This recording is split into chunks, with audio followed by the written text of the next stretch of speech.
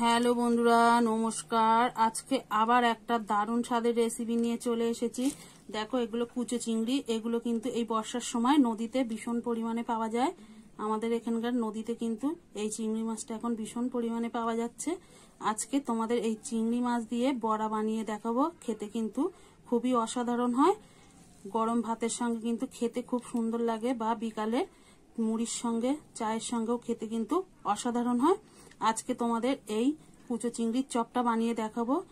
আশা করছি তোমাদেরও খুবই ভালো লাগবে। প্রথম থেকে শেষ অবধি দেখতে থাকো, তাহলে দেরি না করে রেসিপিটা শুরু করা যাক। এখানে দেখো আমি কেটে রেখেছি লঙ্কাগুলো দিয়ে দেবো। তোমরা তোমাদের পছন্দ মতো ঝালটা দিয়ে নেবে। আর এখানে একটা বড় সাইজের পেঁয়াজ কুচিয়ে রেখেছিলাম, সেটাও দিয়ে দেব। আমি একটু হাত দিয়ে ম্যাশ করে দিচ্ছি, তাহলে দেখো এরকম পাপড়িগুলো ছাড়িয়ে যাবে।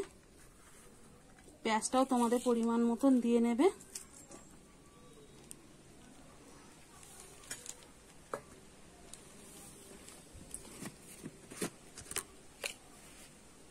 এখানে স্বাদ মতো লবণ,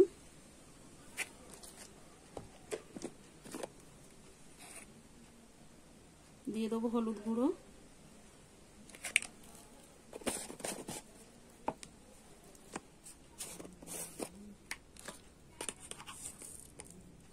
আর আমি এখানে একটা ভাজা মশলা করে রেখেছিলাম।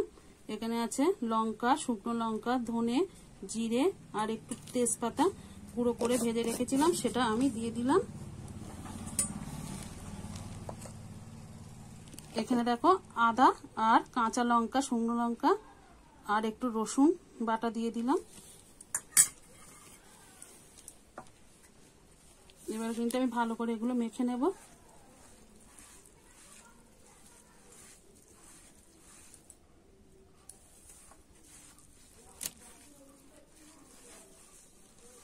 আমি কিন্তু সবগুলো হাতে মেখে নিয়েছি।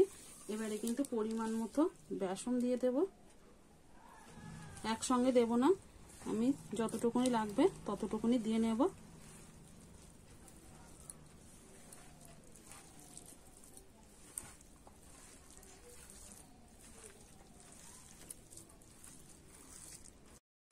আমি কিন্তু আরেকটু বেসন দেবো,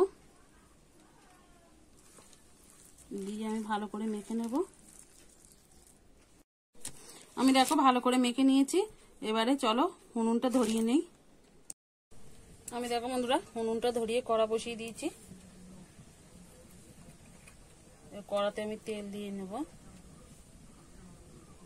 তেলটা কিন্তু আমি ভালো করে গরম করে নেব। তেলটা কিন্তু আমার ভালোভাবে গরম হয়ে গেছে। আমি একটু এবার নেড়ে নেব তেলটা।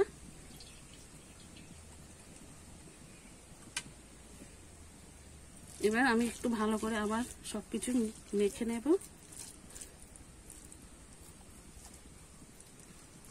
এইভাবে আমি বড়ার আকারে গড়ে ছেড়ে দেবো।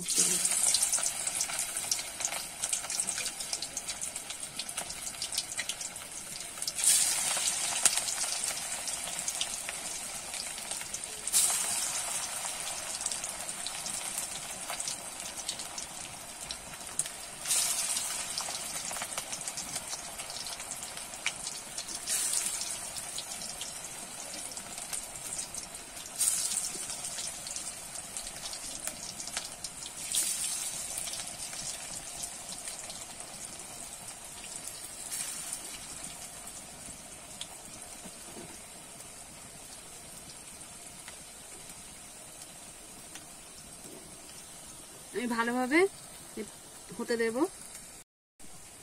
আমার কিন্তু এক পিঠ ভাজা হয়ে গেছে। এবার আমি উল্টে দেব।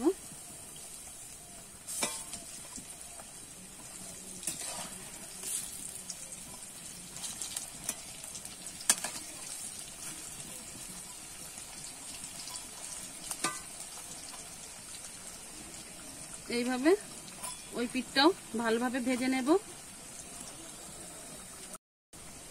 দেখো আমার বড়াগুলো কিন্তু উল্টে পাল্টে আমি ভালো করে ভেজে নিয়েছি। এবার তুলে নেব।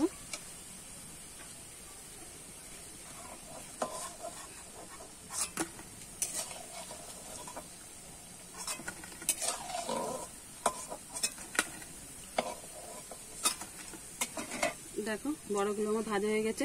আর যেগুলো আছে আমি একইভাবে ভেজে নেব। যে বড়াগুলো দিয়েছিলাম সেগুলো কিন্তু আমি একইভাবে ভেজে নিয়েছি। এবারে তুলে নেব। দেখো আর কালারগুলো কত সুন্দর এসেছে। দেখুন বন্ধুরা, আমার কিন্তু বড়াটা পুরো ভাজা হয়ে গেছে, খাওয়ার জন্য একদম পরিবেশন করার জন্য রেডি। একবার এইভাবে বাড়িতে বানিয়ে খেয়ে দেখতে পারেন। গরম ভাতে বা ডালের পাতে কিন্তু খেতে অসাধারণ হয়।